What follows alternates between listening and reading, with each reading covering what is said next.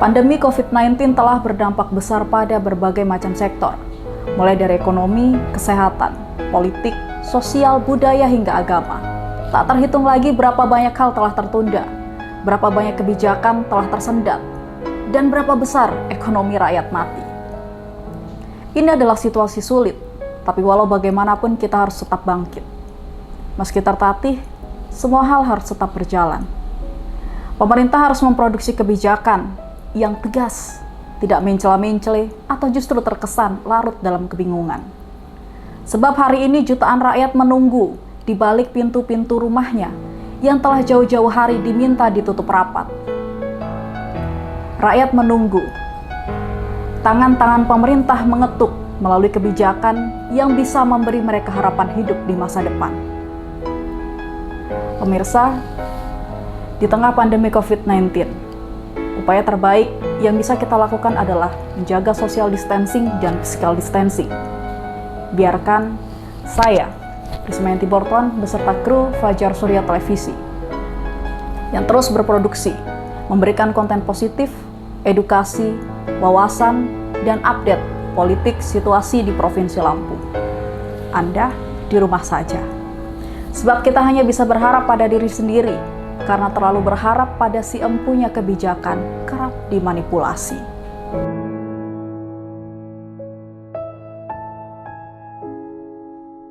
Di tengah COVID-19, banyak aktivitas kita yang tidak dapat kita lakukan, baik itu pekerjaan ataupun hobi kita. Dengan new normal ini, semoga kita bisa kembali menunjukkan eksistensi kita. Mari bersama kita saling bahu-membahu memerangi COVID-19. Kita bisa, kita mampu, bersama menginspirasi. Stay at home.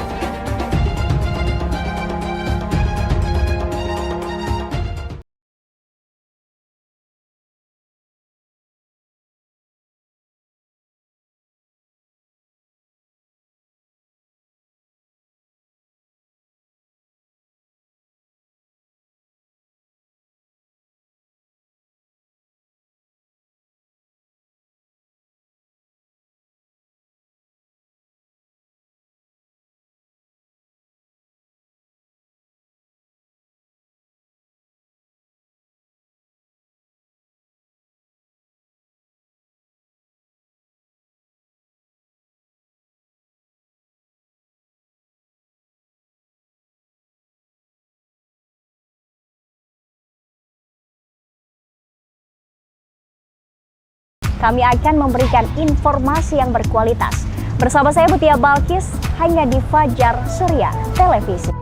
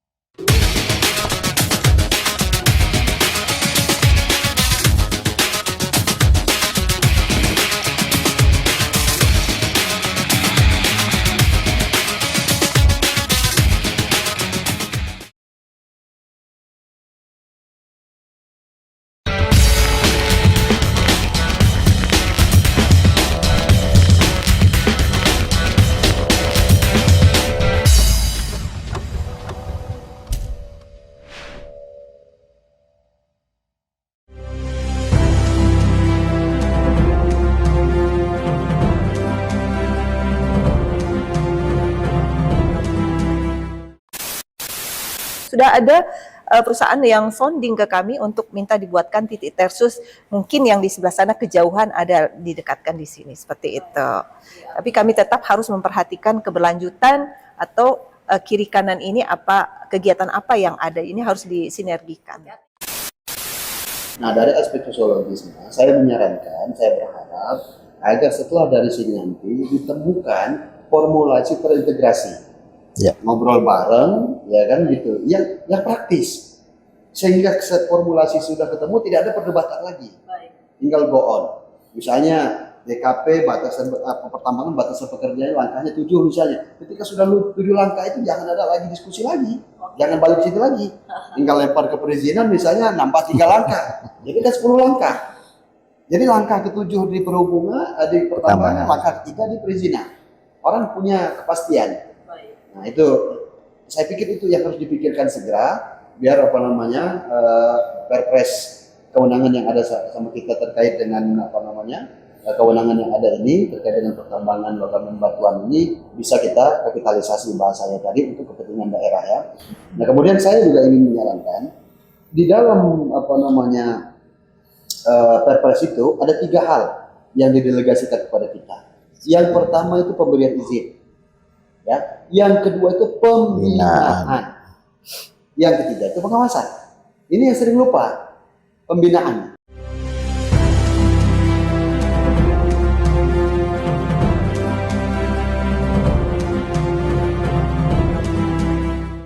Terima kasih, saya Risma Borban kembali menyapa Anda dalam program Gagasan, dan saat ini pemirsa kami akan berdialog bersama dengan Komisi 4 DPRD Provinsi Lampung dengan tema potensi tambang di Provinsi Lampung.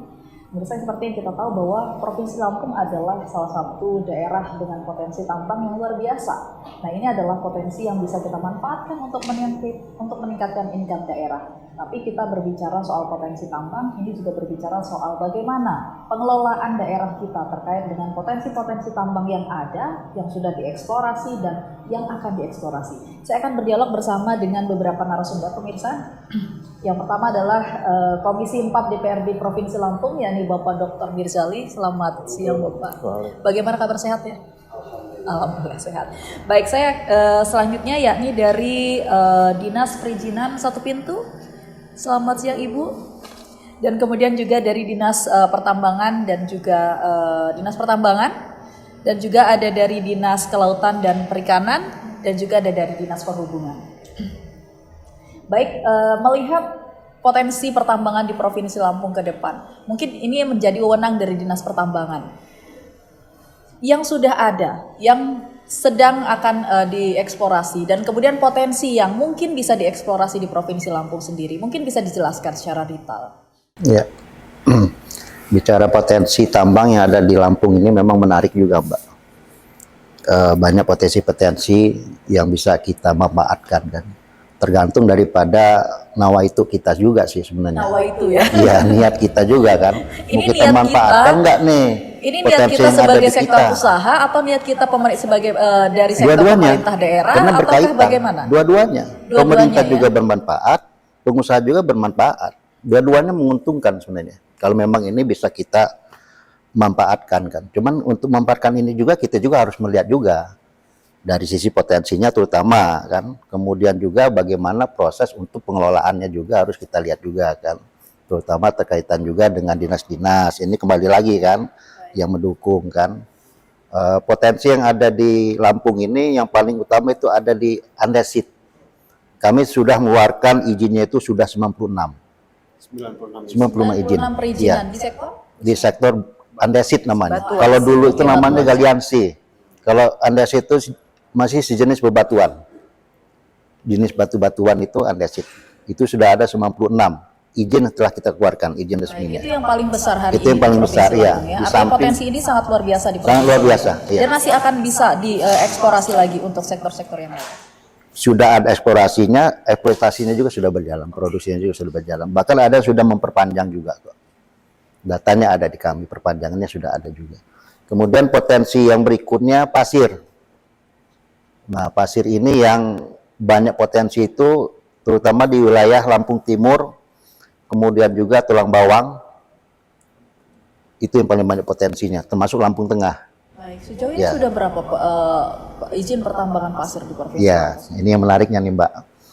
Jadi kayak di Lampung Timur ini ada namanya wilayah Kecamatan Pasir Sakti. Kenapa kita mungkin sudah dinamakan dari sana ya. Pasir Sakti itu mungkin karena pasirnya yang banyak kan. Tinggal bagaimana keinginan kita saja dari pemerintah provinsi dan pemerintah kabupaten untuk memanfaatkan itu menjadi suatu potensi yang bisa dikelola, dimanfaatkan. Karena kita sama-sama ketahui pernah ada Perda Kabupaten Lampung Timur yang tidak lagi mengizinkan agar pasir sakti tersebut, potensi pasir tersebut dikeluarkan izinnya. Nah inilah yang menjadi kendalanya karena memang kita sama-sama maklumi bahwa namanya penambangan ini sudah pasti ada kerusakannya kan. Nah ini yang sama-sama kita duduk bersama bagaimana kedepannya nanti kita bisa mengelola penambangan ini, potensi ini bisa kita kelola menjadi suatu penghasilan bagi PAD, bagi pemerintah kabupaten, provinsi, termasuk juga mensejahterakan masyarakat di sekitarnya oleh pengusaha. Di samping itu juga bagaimana kita menjaga agar hasil daripada proses penambangan ini juga tidak merusak. Nah ini yang harus kita diskusikan kembali, kita temukan kembali. Karena kita juga berharap tentunya kita dapat menghasilkan penambangan, tapi juga kita juga tidak merusak lingkungan. Ini yang kadang-kadang yang kita harus kaji ulang lagi, agar kiranya dua-duanya ini bisa berjalan dengan baik, bermanfaat artinya kan. Selama ini memang izin pasir ini kendalanya diantaranya itu. Artinya kedepannya kita sudah ada keraguan bahwa takut ini akan menjadi kerusakan lingkungan. Itulah yang harus kita diskusikan, kita selesaikan mungkin kembali. ada beberapa perizinan di tambang pasir ini masih menjadi kendala begitu. Iya. Berkaitan dengan izin ini tentunya kita juga dilihat dari awalnya juga ada namanya tata ruang. Tata ruang ini juga berkaitan dengan pemerintah kabupaten. Jadi artinya kalaupun misalnya kami yang mengeluarkan izin teknisnya, kemudian pertama dari satu pintu juga mengeluarkan izinnya, kalau misalnya dari awal tata ruangnya juga tidak diperuntukkan untuk izin usaha pertambangan pasir, ya tidak bisa juga. Jadi tetap berangkatnya juga dari koordinasi dengan pemerintah kabupaten. Kalau dia tata ruangnya sudah diperuntukkan untuk izin usaha penambangan pasir, usaha penambangan namanya penambangan rakyat, IPR, mungkin dari kami juga tidak ada kendala amat. Artinya secara persyaratan teknis itu bisa kita laksanakan, kita keluarkan. Justru di tata ruangnya ini yang harus betul-betul bisa ada. Artinya izin ini memang harus ada wadahnya dulu kan. Wadahnya apa dia untuk izin penambangan, apa untuk izin penambangan rakyat kalau di IPR. Karena banyak sekali adalah beberapa masyarakat kita juga menginginkan supaya itu bisa dikeluarkan izin tersebut. Baik. Nah, ini yang sudah progresnya seperti apa? Mengakomodir dari aspirasi masyarakat tersebut. Kita akomodir terus, Mbak. Dan kita koordinasikan dengan pemerintah kabupaten. Ini loh, saya pernah sampaikan itu juga dengan kawan-kawan dari media bahwa ini harus kita duduk bersama dengan pemerintah kabupaten tadi kan. Bahwasannya kami tidak bisa menindaklanjuti proses izin ini kalau tidak ada bantuan support juga dari pemerintah kabupaten terhadap tata ruangnya ini kan. Contoh seperti kayak di beberapa kabupaten di Lampung Timur misalnya kan. Kemudian juga Tulang Bawang ini kendalanya masalah pengangkutan. Nah, pengangkutan ini berkaitan dengan dinas perhubungan kan, juga dengan dinas kelautan perikanan, bagaimana cari solusinya agar artinya izin yang telah dikeluarkan, pernah ada izin kita keluarkan itu mereka tidak operasional. Izin pasir yang ada Tulang Bawang, Pak Midali. Karena tadi itu mereka memproduksi pasir ini, kalau pasir ini dikeluarkan mau dipanakan itu nggak ada alurnya.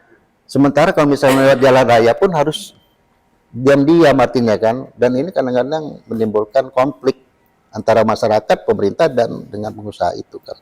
Nah, inilah yang harus dicarikan solusinya bagaimana artinya semuanya bisa berjalan lah. bisa Artinya berjalan tidak dengan hanya baik. selesai di proses tambang dan perizinan saja, Iya. tapi juga kita harus memperhatikan bagaimana alur transportasinya ke depan. Setelah Iya. tambang itu sudah digali, ini akan dikemanakan, Iya. dijual kemana, alurnya bagaimana, ini juga menjadi satu kesatuan rangkaian dari program tadi, begitu Pak Kadis. Iya, benar. Jadi potensi ini jangan hanya ada, saya ada bukunya nih.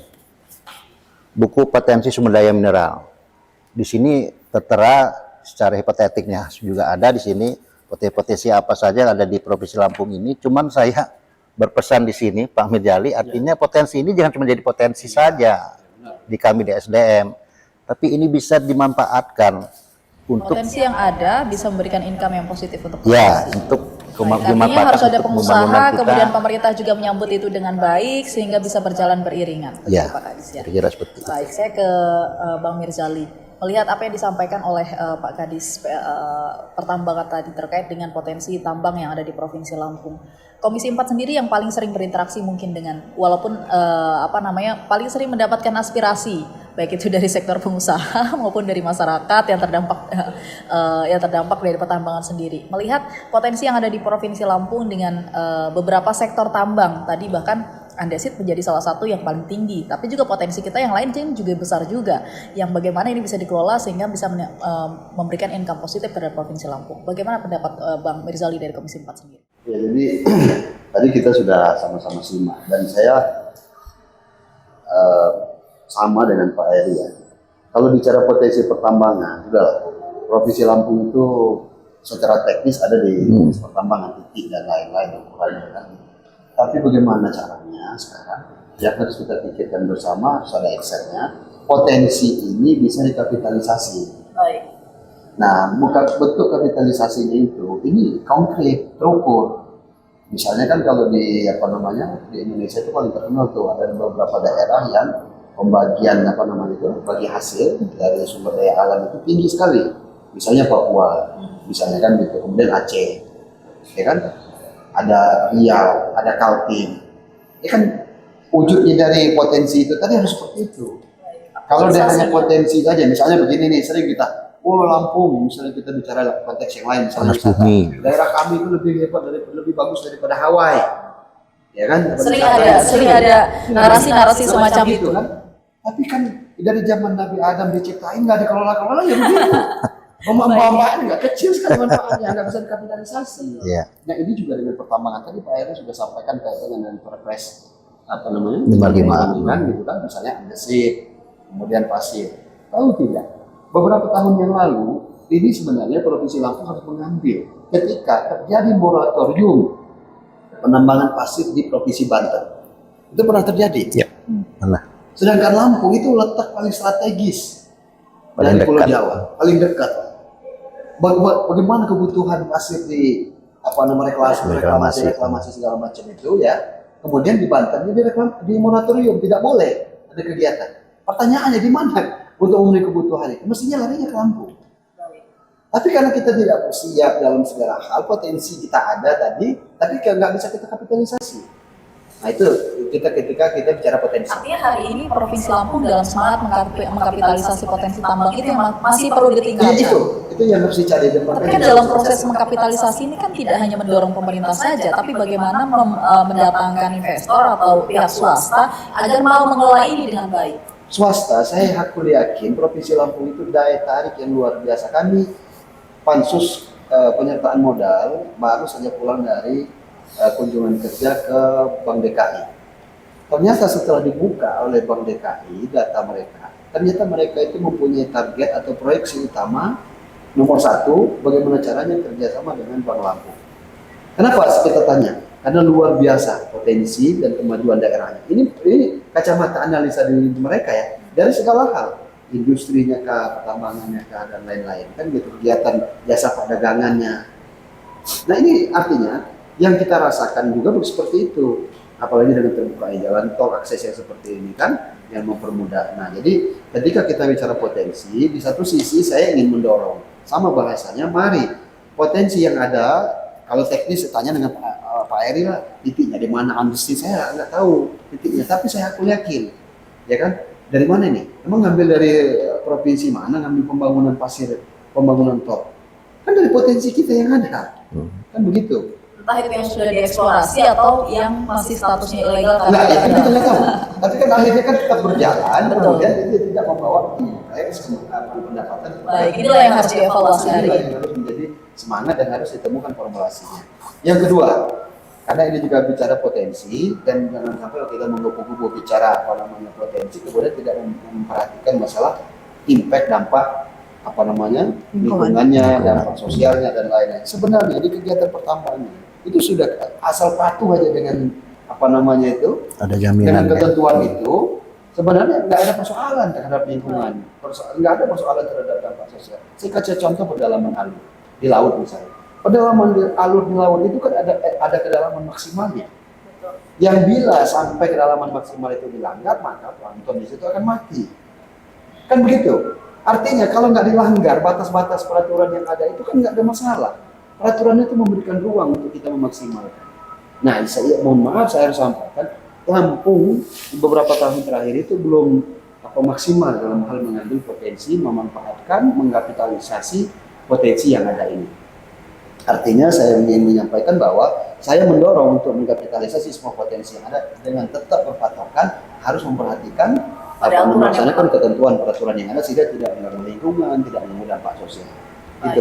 Dan income positifnya Ya, jadi jangan sampai kita berhayal, oh kami lebih bagus daripada Bali loh, pantai kami. Tapi kita nggak diurus, ya kapan? Emang ada yang ini kan enggak? Sering kan mendengar narasi Betul, seperti itu. narasi-narasi seperti itu. Kami itu Lampung ada semua loh, ada pasir, ada batu. Di mana? Ya kalau cuma cerita begitu ya, mohon maaf saya kan berani katakan dari pertama kali dunia diciptakan memang potensi itu sudah ada. Ya, Itu menjadi warisan daerah Iya. kita. Tapi kemudian bagaimana kita mengelola itu dengan baik sehingga bisa memberikan income positif untuk Provinsi Lampung ini menjadi PR kita bersama begitu Bang ya. Baik, saya ke Dinas Perizinan. Melihat potensi yang ada, artinya kita juga perlu mendorong bagaimana potensi tersebut bisa dikapitalisasi kalau bahasanya Bang Mirzali tadi, bisa dikapitalisasi sehingga mendapatkan income yang positif. Lalu mungkin kan dalam proses perizinan pertambangan tersebut ini kan bersentuhan langsung kepada Dinas PTSP. Dalam proses perizinan tersebut kan pasti ada hal-hal yang diperbolehkan dan tidak sesuai ketentuan yang sudah ada. Lalu Dinas PTSP sendiri melihat potensi yang ada, mungkinkah ada kelonggarankah tertentu atau ada formulasi tertentukah agar potensi yang ada ini kemudian swasta juga sudah mulai mengakomodir ini, sudah mulai akan mengeksplorasi ini juga bisa berjalan seiringan dengan apa yang kita inginkan. Baik, sampai sejauh ini selama Dinas Teknis dalam hal ini SDM mengeluarkan rekom, kami akan mengeluarkan izinnya. Jadi kami tidak pernah ada ya menghambat ya, tidak pernah itu. menghambat. Artinya bagaimana Dinas PTSP mencoba untuk bersinergi dengan SDM selama ada rekomendasi dari dari Dinas Pertambangan, maka secara otomatis PTSP juga akan memberikan izin terkait dengan perizinan pertambangan ataupun eksplorasi yang lain ya, seperti itu. Lalu melihat potensi yang ada di Provinsi Lampung sejauh ini dengan perizinan yang sudah dikeluarkan oleh PTSP, bagaimana melihat potensi sendiri dan kemudian bagaimana melihat apa yang sudah dieksplor sendiri di Provinsi Lampung terkait pertambangan? Kalau bicara tentang potensi, tentu yang tahu betul tentang potensi adalah ESDM. Betul, tapi mungkin bisa diukur dari seberapa banyak dinas PTSP mengeluarkan perizinan kan, karena pasti akan melihat ada sekian perizinan, artinya potensi begitu besar, kemudian mungkin akan ada perizinan berikutnya karena masih ada banyak sumber daya alam yang belum dieksplor. Bisa jadi seperti itu Mbak, mungkin juga akan sama karena data saya dapatkan dari SDM tentunya jumlahnya pun juga akan sama, banyak andesit dan banyak jenis batuan ya, dalam hal ini pasir, andesit. Baik, terima kasih Ibu. Lalu kemudian saya ke Dinas Perikanan dan Dinas Kelautan dan Perikanan, melihat potensi kelautan dan juga perikanan di Provinsi Lampung, kemudian kita sinkronkan dengan potensi tambang yang ada di Provinsi Lampung itu sendiri. Sejauh ini bagaimana Dinas Kelautan dan Perikanan melihat potensi pertambangan di Provinsi Lampung? Ya, kalau saya melihat peta potensi pertambangan di Provinsi Lampung, hampir di semua wilayah pesisir ini banyak potensi tambangnya. Itu di darat khususnya ya. Nah, untuk kalau di laut sampai sejauh ini kami belum ada Pak info untuk pertambangan di wilayah laut kecuali pasir laut ya seperti itu. Kalau yang lainnya minyak dan gas itu menjadi kewenangan pemerintah pusat dan itu hanya ada di pantai timur Lampung. Nah, terkait adanya kegiatan penambangan di Provinsi Lampung sendiri yang saya sampaikan sebelumnya bahwa kita juga sudah bersinergi untuk membantu atau mengalokasikan ruang untuk pengangkutan melalui jalur laut karena jalur laut lah yang paling paling sedikit keluar ya untuk pengeluaran untuk perjalanan itu daripada darat itu lebih banyak merusak dan biayanya cost-nya lebih besar seperti itu. Nah, beberapa titik tersus yang sudah dialokasikan itu kurang lebih hampir 10 lebih di pesisir di pesisir Lampung ini mulai dari Pesawaran, Tanggamus, Tanggamus maksud saya ada di situ. Kalau pantai timur saya tidak melihat itu ada. Nah, seperti itu. Jadi sudah ada titik tersus. Beberapa perusahaan minta agar dibuatkan titik tersus, kami menginfokan bahwa kami sudah mengalokasikan, silahkan pilih mana yang terdekat pada lokasi tambang Bapak Ibu untuk tersus ini. Karena kalau kita membuat semua tersus di sepanjang itu akan merusak juga gitu kan. Kita harus memperhatikan keberlanjutan. Tentunya kan pembangunan itu juga harus memperhatikan keberlanjutan sumber daya. Apalagi di laut ya. Banyak sekali di sana kegiatan budidaya, pariwisata dan lain sebagainya. Satu tersus aja itu lalu lintas kapal yang mengangkut itu akan mengeluarkan misalnya dampaknya air limpasan kapal itu sangat buruk sekali untuk kegiatan perikanan apalagi wisata. Nah, itu akan merusak seperti itu. Itu sebabnya tersus hanya ditentukan di beberapa titik-titik saja. Titik yang kita pilih. Baik, sehingga nanti pihak swasta silahkan menyesuaikan mana yang lebih potensial bagi usahanya ya. Baik, lalu untuk titik-titik tersus yang hari ini sudah ada, ini kan sebenarnya kalau kita mau buka explore semua, mungkin akan ada begitu banyak titik tersus di sepanjang lautan dan juga perairan di Provinsi Lampung. Tapi kan kemudian dibatasi di beberapa titik karena menjaga keberlanjutan ekosistem. Lalu dengan titik tersus yang sudah ada, ini potensi tambangnya seperti apa ke depan? Dan sudah sejauh mana eksplorasi dilakukan di setiap titik tersus tersebut? Sudah maksimalkah mungkin atau bagaimana? Sejauh ini memang belum ada, tetapi di tahun ke depan ini sudah mulai dengan adanya Perpres 55 ini sudah ada perusahaan yang sounding ke kami untuk minta dibuatkan titik tersus mungkin yang di sebelah sana kejauhan ada didekatkan di sini seperti itu.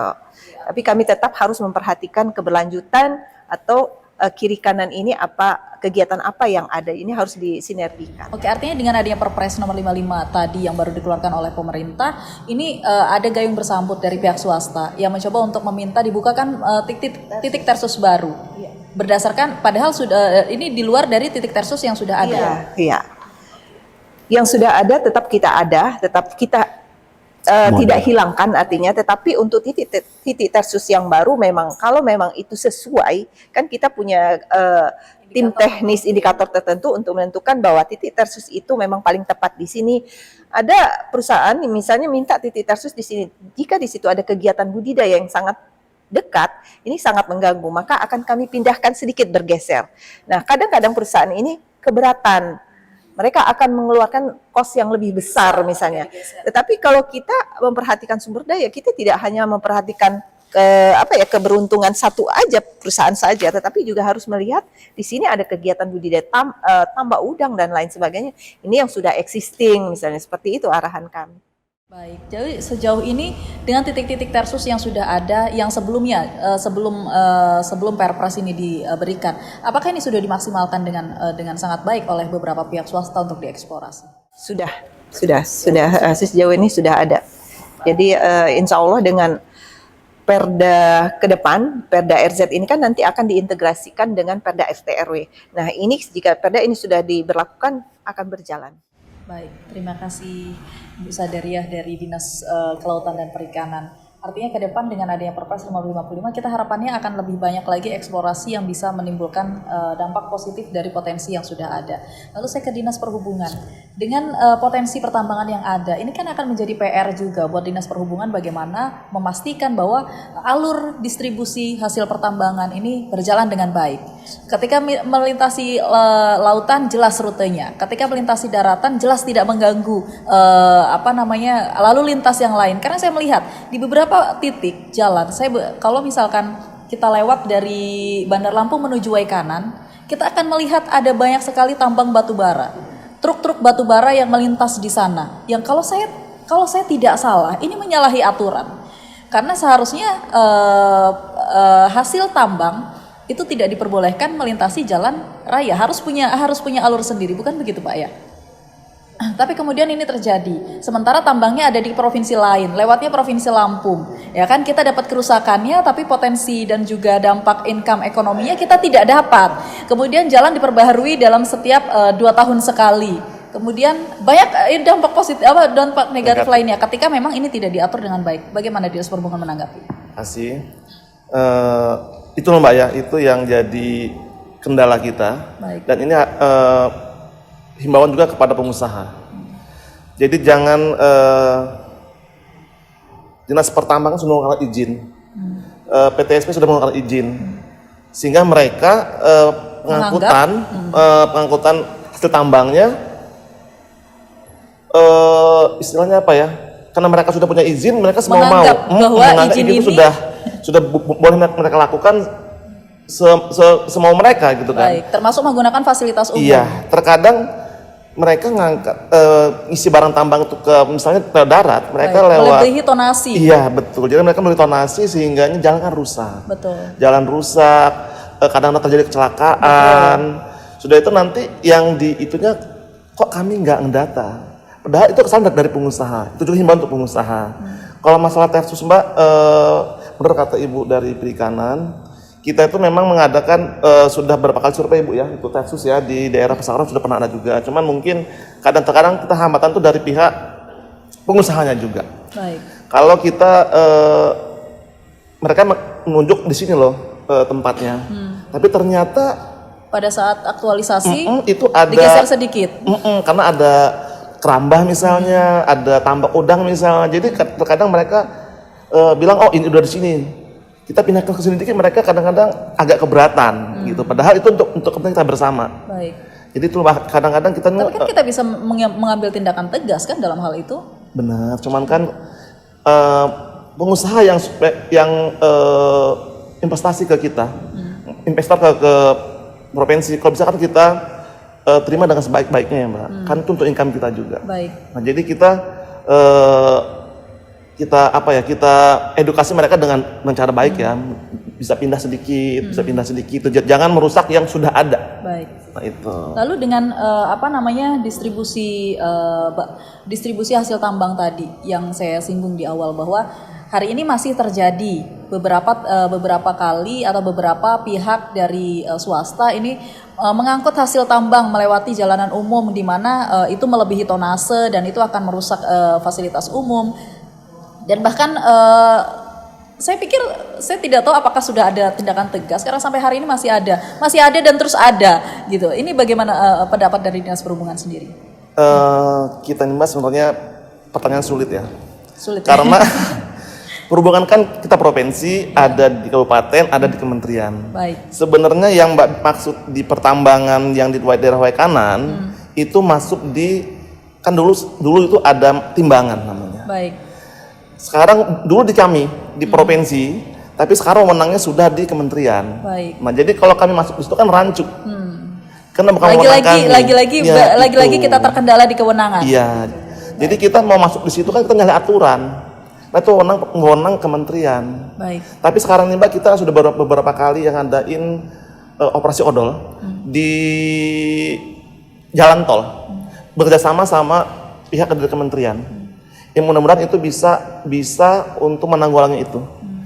Kalau nggak salah dalam tahun ini sudah beberapa kali kami mengadakan operasi odol di di jalan-jalan tol, sudah dari Bakau kemarin ke daerah Waikanan itu kalau nggak salah ya. Jadi kami sudah menghasilkan operasi itu juga.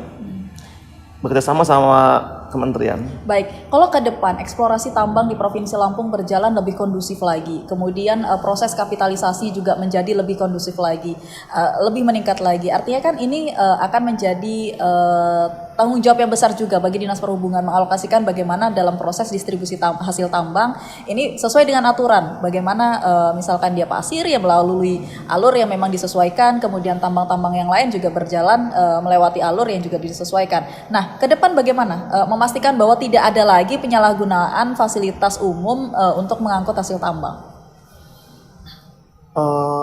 Ini ya Mbak, kalau melalui jalur berdasarkan kewenangan kami lah di provinsi, kita tidak berdasarkan wewenang kita perhubungan provinsi ya Mbak. Kalau di laut kita memang sudah atau di sungai kita memang sudah bekerjasama sama perikanan. Kalau misalnya dia tambangnya nggak bisa lewat darat, kita buka tersus. Baik. Tapi sesuai aturan ya, sesuai aturan, sehingga tidak merusak jalan dan nggak merusak lingkungan yang ada di laut. Karena takutnya kita izinkan tersus, malah merusak yang ada di sekitarnya, kayak kerambanya, kayak apa namanya pertambangan, kayak apa tambang udangnya atau daerah-daerah lainnya. Kalau dia di darat, selagi itu masih tahap yang jalannya bagus dan pihak swasta nggak melebihi tonasenya, kita ya sebenarnya nggak ada masalah ya Mbak. Karena jalannya sudah lumayan bagus. Tapi kalau yang kayak di daerah kayak kata Pak saat di daerah Lampung Timur itu memang izinnya memang belum bisa ya Bang ya, kalau nggak salah ya, daerah pasir. Jadi kita Mbak paling begitu, paling ya kalau yang tidak, jangan sampai melebihi tonase aja lah. Gitu. Baik, berarti itu standarnya lah ya. Selama tidak melebihi tonase sebenarnya tidak akan menjadi persoalan. Baik, tapi kan kadang kita tidak bisa memastikan apakah pengusaha mematuhi aturan. Yang menjadi persoalan kan itu tadi. Tadi Bang Mirzali juga sudah menyinggung bahwa sebenarnya selama sesuai dengan rules ya proses eksplorasi potensi dari sumber daya alam enggak jadi masalah. Kita sah-sah saja bisa berjalan dimanapun dan apapun bentuk sumber daya alamnya. Tapi kan dalam proses memastikan pengusaha atau pihak swasta ini melakukan patuh terhadap regulasi itu menjadi PR kita bersama ya Bang ya. Baik. Pemirsa, kita akan kembali lagi setelah pariwara berikut. Tetap saksikan Fajar Surya Televisi.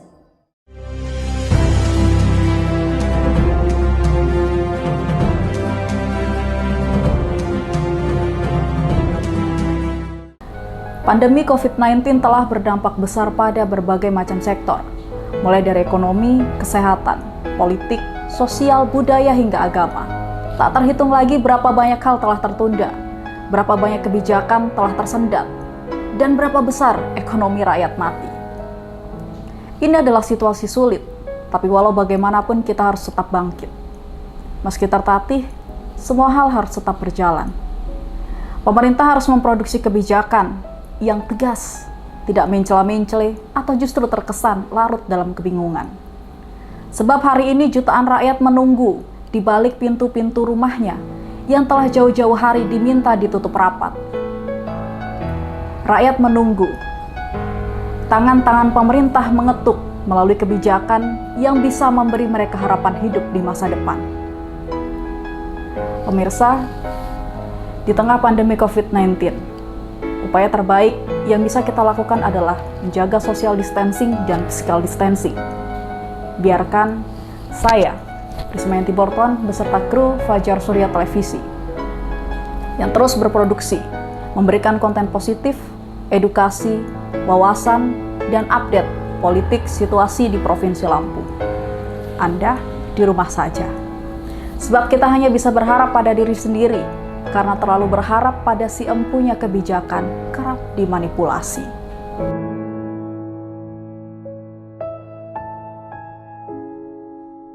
Di tengah COVID-19, banyak aktivitas kita yang tidak dapat kita lakukan, baik itu pekerjaan ataupun hobi kita.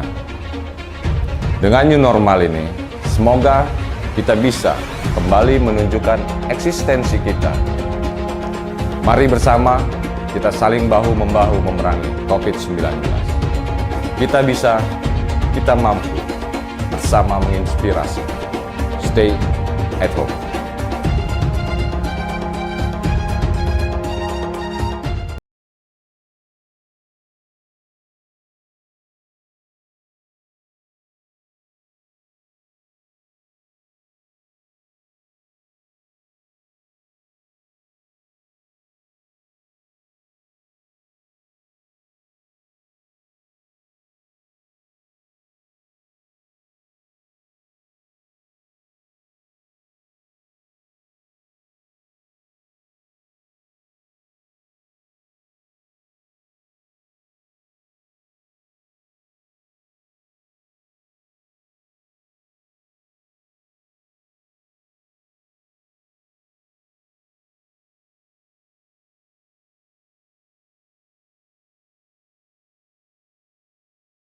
akan memberikan informasi yang berkualitas. Bersama saya Mutia Balkis, hanya di Fajar Surya Televisi.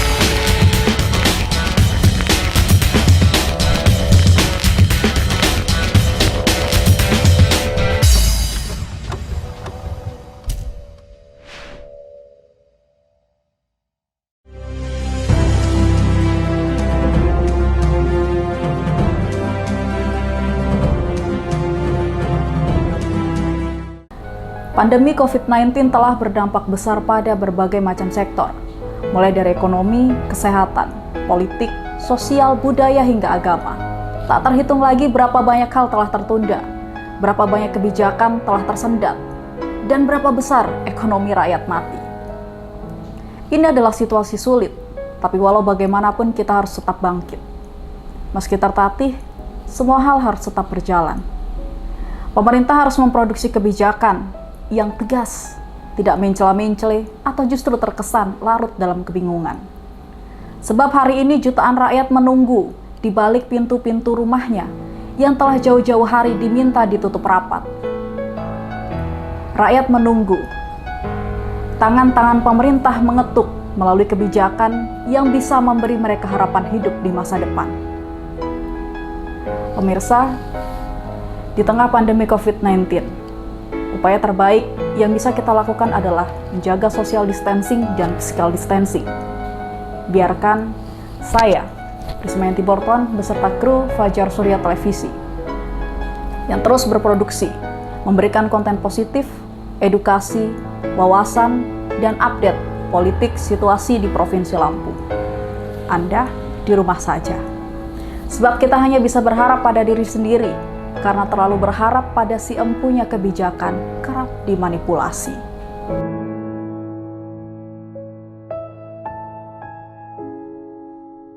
Di tengah COVID-19, banyak aktivitas kita yang tidak dapat kita lakukan, baik itu pekerjaan ataupun hobi kita.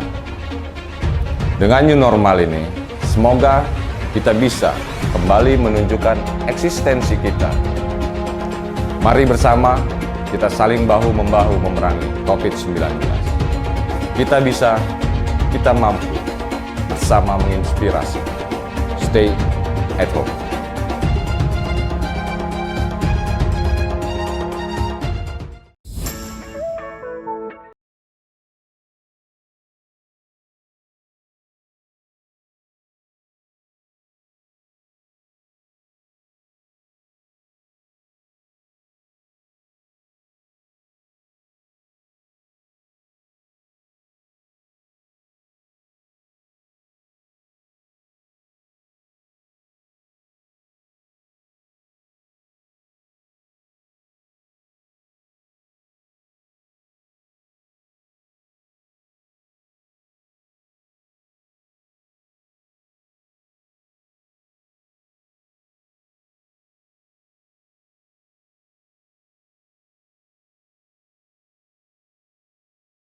Tantangan, kami akan memberikan informasi yang berkualitas. Bersama saya Mutia Balkis, hanya di Fajar Surya televisi.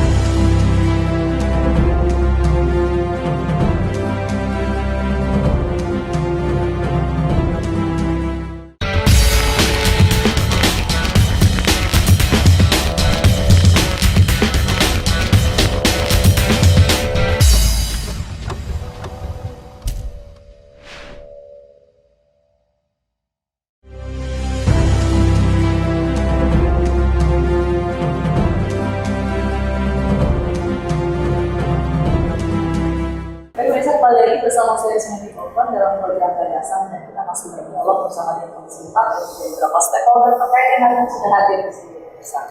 Dan tema kita masih sama, yaitu potensi pertambangan di Provinsi Lampung. Tadi kita sudah mendengar banyak gagasan yang disampaikan oleh beberapa narasumber kita bahwa sebenarnya Provinsi Lampung memiliki banyak sekali potensi, tapi bagaimana proses potensi ini dikapitalisasi ini yang menjadi PR kita bersama. Bagaimana potensi yang sudah ada yang menjadi positif terhadap daerah Provinsi Lampung ini masih harus ditinjau lagi. Nah, saya ingin minta closing statement dari Bang Mirzali dari Komisi 4 DPRD Provinsi Lampung. Dari apa yang sudah disampaikan oleh beberapa narasumber, sebenarnya sih kita kalau menyimak semua, kita sudah satu frame, kita sudah satu gagasan, kita sudah satu tujuan bagaimana memanfaatkan yang sudah ada ini, yang belum ada dan akan berpotensi ada, ini bisa maksimal. Lalu bagaimana DPRD Provinsi Lampung melihat potensi, kemudian juga semangat dari beberapa OPD terkait untuk memaksimalkan potensi yang ada? Ya. Jadi paling tidak kan ada 3 kita bisa melihatnya. Pertama itu dari aspek filosofisnya, pertama itu tadi sudah banyak tadi dan dasarnya sampai ke pemanfaatan dan lain-lain ya. Yuridisnya aturannya sudah lengkap, ya kan gitu. Artinya dasar hukum itu sudah ada. Kebetulan yang terakhir Perpres 55 tahun 2022. Nah, dari aspek sosiologisnya, saya menyarankan, saya berharap agar setelah dari sini nanti ditemukan formulasi terintegrasi. Ngobrol bareng, ya kan gitu, yang praktis, sehingga formulasi sudah ketemu, tidak ada perdebatan lagi. Tinggal go on. Misalnya DKP batasan pertambangan, batasan pekerjaan langkahnya 7 misalnya. Ketika sudah 7 langkah itu jangan ada lagi diskusi lagi, jangan balik situ lagi. Tinggal lempar ke perizinan misalnya nambah 3 langkah, jadi ada 10 langkah. Jadi langkah ke-7 di perhubungan, di pertambangan, langkah ke-3 di perizinan. Orang punya kepastian. Nah itu, saya pikir itu yang harus dipikirkan segera, biar Perpres kewenangan yang ada sama kita terkait dengan kewenangan yang ada ini terkait dengan pertambangan logam dan batuan ini bisa kita kapitalisasi bahasanya tadi untuk kepentingan daerah ya. Nah kemudian saya juga ingin menyarankan di dalam Perpres itu ada 3 hal yang didelegasikan kepada kita. Yang pertama itu pemberian izin. Ya, yang kedua itu pembinaan, yang ketiga itu pengawasan. Ini yang sering lupa, pembinaan. Nah seperti tadi kan kita bicara masalah yang di luar konteks ini ya, masalah tol dan lain-lain pertambangan itu Sepanjang dia ini, yang kedua ini dijalankan juga, ini kan pembinaan. Nah, formulasi pembinaannya di masing-masing OPD ini yang tahu teknisnya. Apakah 1 minggu sekali kopi morning dengan pengusaha yang bersangkutan, ya kan? Apakah diajak gathering atau seperti apa pembinaannya? Sehingga dia tidak melulu kepada apa namanya itu eksekusi, penghukuman, sanksi. Baik. Jadi kalau melanggar baru. Jadi bertemunya pada saat pada saat proses pengajuan izin dan sanksi. Sedangkan di ruang di Perpres itu yang saya sampaikan tadi ada 3 hal itu tadi, yang nomor 2 adalah pembinaan. Nah, ini yang harus di masing-masing itu saya pikir harus dijalankan, dicari formulasi yang paling tepat. Karena kan kalau ketemu di dalam sanksi kan orang lain juga masing-masing punya ego. Akhirnya bertemunya nanti di mana? Di meja hijau istilahnya, kan urusan masalah hukum kan panjang lagi itu Rugi. Jadi mungkin 2 itu apa rekomendasi kesimpulan yang bisa kita ini ya, kalau bisa kita tarik sebagai bahan berkelanjutan daripada diskusi kita pada siang hari ini. Baik, terima kasih Pak Bumi Ghazali dan juga 4 narasumber lain dari Dinas Kelautan dan Perikanan, kemudian Dinas Perhubungan, Pertambangan dan juga Perizinan. Nah, pemirsa, kita sudah bisa menarik kesimpulan ya, Bang, bahwa sebenarnya adalah dengan potensi yang ada, kita berupaya bagaimana potensi tersebut bisa menimbulkan dampak yang positif terhadap Provinsi Lampung. Tentu ini butuh semangat dan kerjasama kita semua, jadi terkait kemudian juga pihak-pihak yang mungkin memiliki cukup investasi untuk bisa mengeksplorasi potensi yang ada di Provinsi Lampung.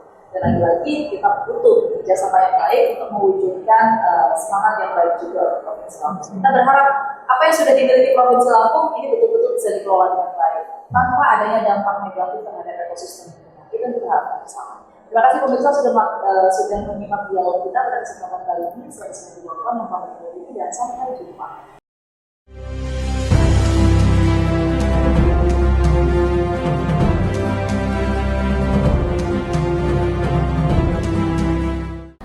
Pandemi COVID-19 telah berdampak besar pada berbagai macam sektor, mulai dari ekonomi, kesehatan, politik, sosial, budaya, hingga agama.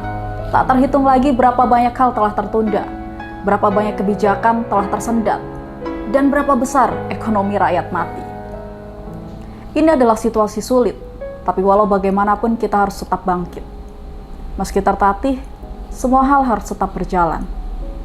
Pemerintah harus memproduksi kebijakan yang tegas, tidak mencela-mencele atau justru terkesan larut dalam kebingungan.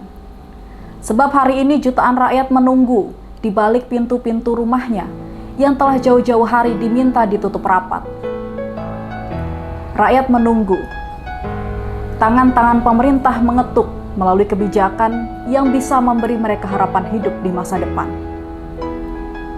Pemirsa, di tengah pandemi COVID-19, upaya terbaik yang bisa kita lakukan adalah menjaga social distancing dan physical distancing. Biarkan saya, Rismayanti Borton, beserta kru Fajar Surya Televisi, yang terus berproduksi, memberikan konten positif, edukasi, wawasan, dan update politik situasi di Provinsi Lampung. Anda di rumah saja. Sebab kita hanya bisa berharap pada diri sendiri, karena terlalu berharap pada si empunya kebijakan kerap dimanipulasi.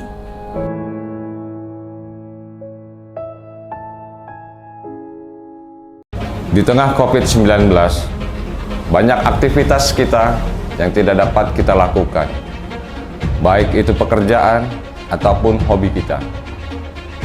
Dengan new normal ini, semoga kita bisa kembali menunjukkan eksistensi kita. Mari bersama kita saling bahu-membahu memerangi COVID-19. Kita bisa, kita mampu, bersama menginspirasi. Stay at home.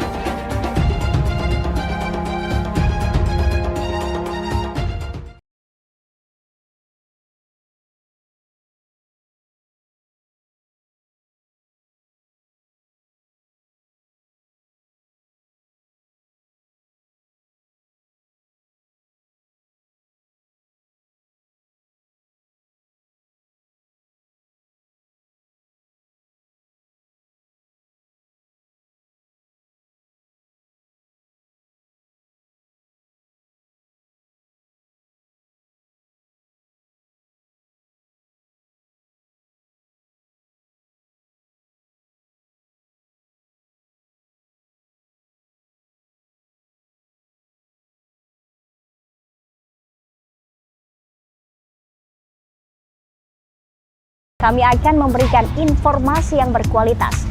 Bersama saya Mutia Balkis, hanya di Fajar Surya Televisi.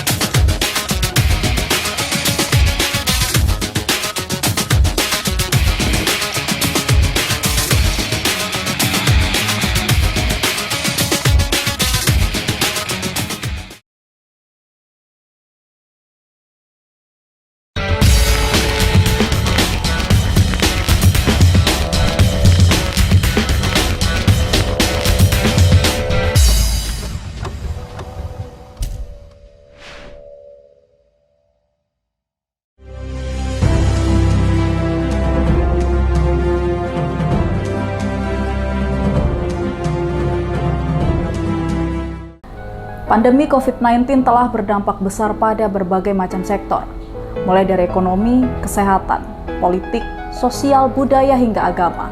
Tak terhitung lagi berapa banyak hal telah tertunda, berapa banyak kebijakan telah tersendat, dan berapa besar ekonomi rakyat mati. Ini adalah situasi sulit, tapi walau bagaimanapun kita harus tetap bangkit. Meski tertatih, semua hal harus tetap berjalan. Pemerintah harus memproduksi kebijakan yang tegas, tidak mencela-mencele atau justru terkesan larut dalam kebingungan. Sebab hari ini jutaan rakyat menunggu di balik pintu-pintu rumahnya yang telah jauh-jauh hari diminta ditutup rapat. Rakyat menunggu tangan-tangan pemerintah mengetuk melalui kebijakan yang bisa memberi mereka harapan hidup di masa depan. Pemirsa, di tengah pandemi COVID-19, upaya terbaik yang bisa kita lakukan adalah menjaga social distancing dan physical distancing.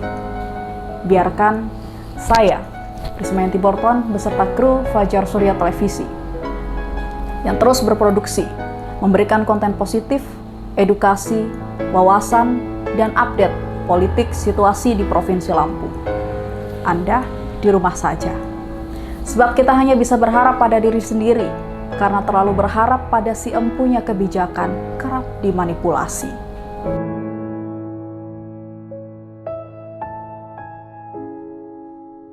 Di tengah COVID-19, banyak aktivitas kita yang tidak dapat kita lakukan, baik itu pekerjaan ataupun hobi kita. Dengan new normal ini, semoga kita bisa kembali menunjukkan eksistensi kita. Mari bersama kita saling bahu-membahu memerangi COVID-19.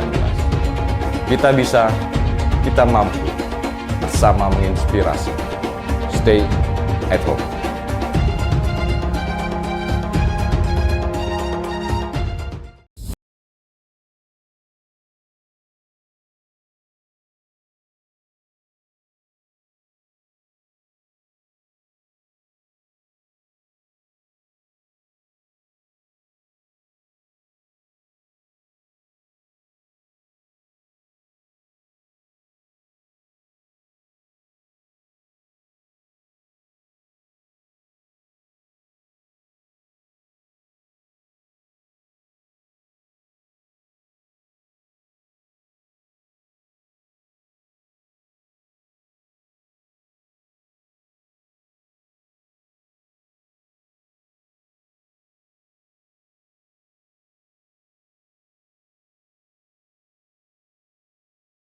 Akan memberikan informasi yang berkualitas. Bersama saya Mutia Balkis, hanya di Fajar Surya Televisi.